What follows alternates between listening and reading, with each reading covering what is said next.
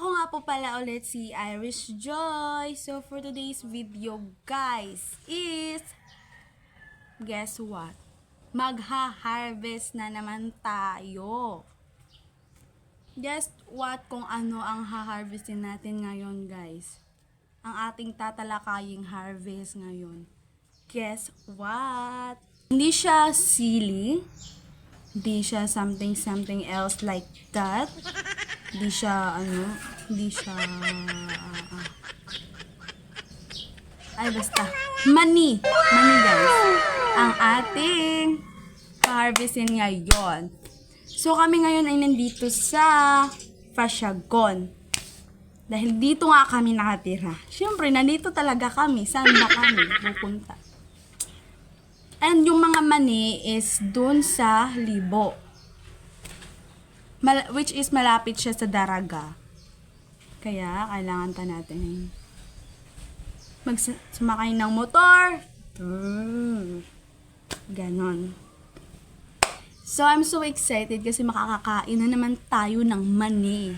Wow! Sino ba naman hindi ma-excite? And guys, update na lang namin kayo mamaya pag pupunta na kami doon. Kaya, update lang namin kayo. And so, ngayon guys, ay pupunta na tayo doon sa sinasabi ko kanina. Doon sa manihan. Oh my gosh, I'm so excited dahil makakakain na naman tayo ng mani. So, dito nga guys, ay sumakay na kami ng motor dahil papunta na nga kami doon. And so, bago nga pala ako magpatuloy sa aking vlog, mga Jai, ay ito lang naman ang aking sasabihin ay please don't forget to subscribe and click the notification bell para lagi kang updated sa aking video. And yun lang, magpatuloy na kayo sa panunood.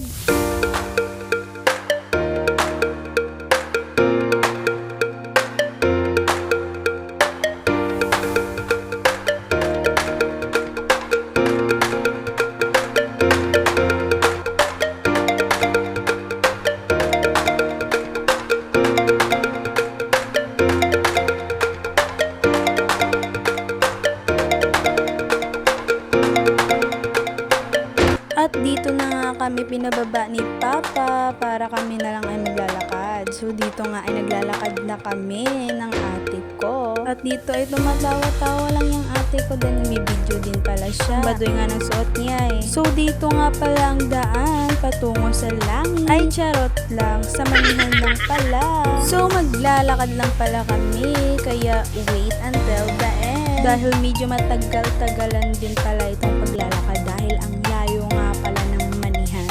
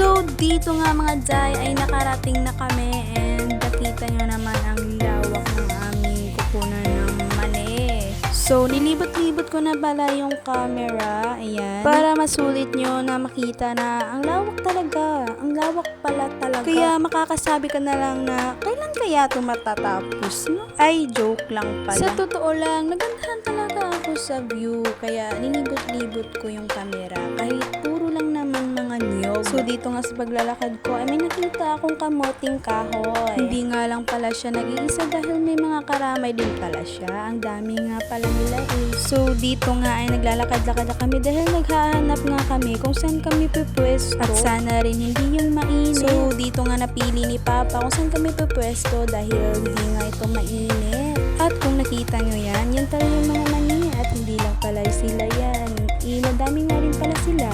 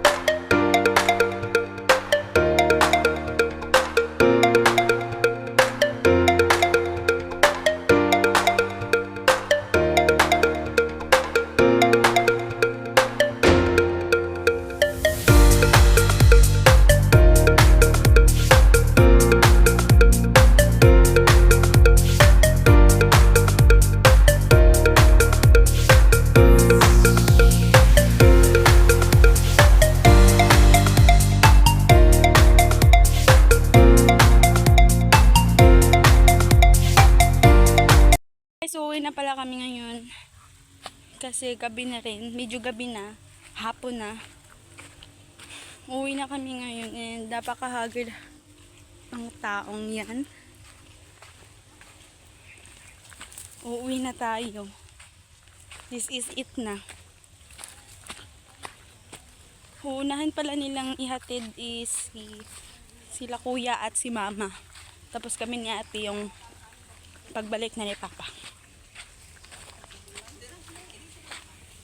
Guys, dito na magtatapos ang video to, kaya thank you for watching and sana nag-enjoy kayo sa panunood. And don't forget to subscribe and click the notification bell para lagi kang updated sa aming video. Bye!